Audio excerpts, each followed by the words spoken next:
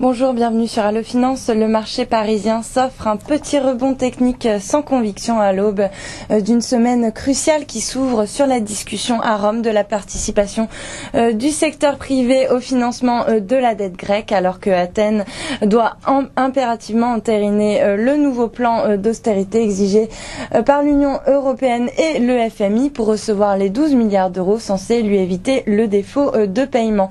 Pour l'heure, aucun accord n'a été trouvé à Rome, mais Nicolas Sarkozy a insisté pour que les créanciers privés puissent échanger leurs titres de dette grecque contre des obligations à 30 ans à des taux équivalents à ceux des prêts de soutien européens assortis d'une prime indexée sur la croissance de l'économie de la Grèce.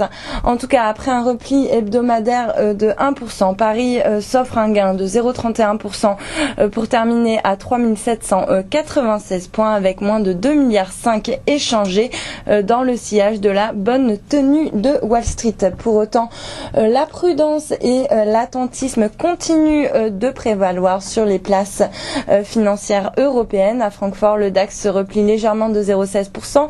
Le FTSE à Londres gagne 0,43%, tandis que l'Eurostoxx s'est adjugé 0,35%. Côté palmarès maintenant, Alcatel-Lucent signe la plus forte hausse sur le CAC avec une progression de 3,4%. L'équipementier s'estime confiant dans sa capacité à atteindre ses objectifs 2011. Pernod Ricard et Air Liquide complètent le trio de tête sur des gains respectifs de 1,89 et 1,2%. En revanche, en queue de peloton, sur le CAC, EADS qui subit des dégagements après son rallye boursier au salon du Bourget et pâtit également de la remontée de l'euro face au dollar. Le titre cède 1,56% à 22,05 €. Et puis Carrefour qui continue sa série noire et perd encore 1,1% à 26,45 €.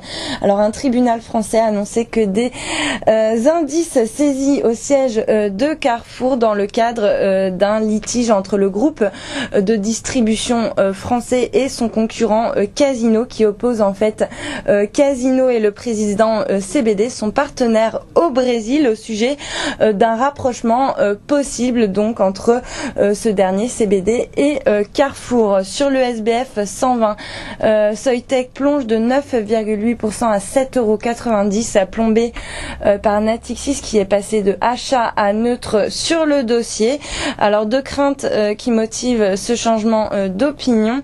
La première est liée au succès paradoxalement de Soitec dans le solaire, l'accumulation de contrats dans ce domaine étant susceptible de contraindre le groupe à lancer une augmentation de capital pour construire une nouvelle unité de production. Et puis la seconde raison est une rumeur qui concerne l'américain AMD, client historique de Soitec, qui lui fournit des plaques de silicium sur isolant, la technologie SOI pour la fabrication donc des microprocesseurs, qui pourrait en fait abandonner la technologie SOI développée par Soitec pour ne plus utiliser que du silicium traditionnel après 2012.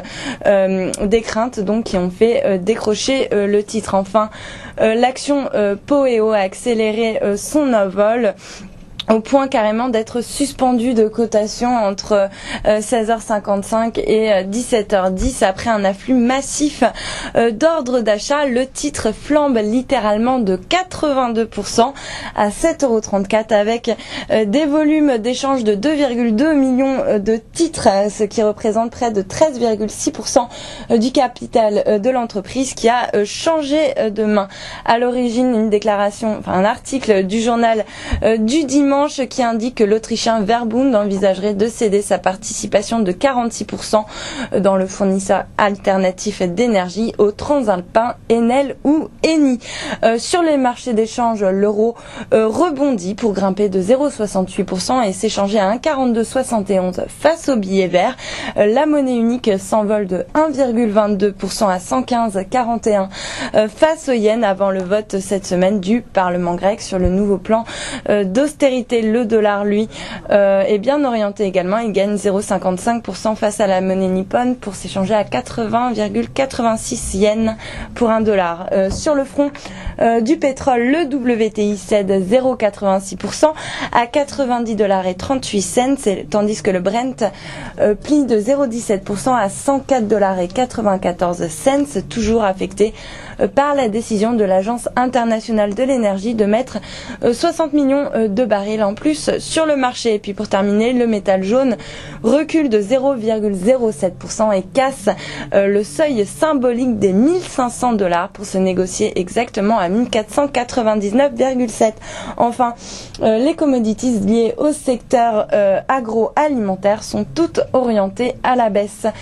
Voilà pour la clôture des marchés. Passez une excellente soirée. À demain.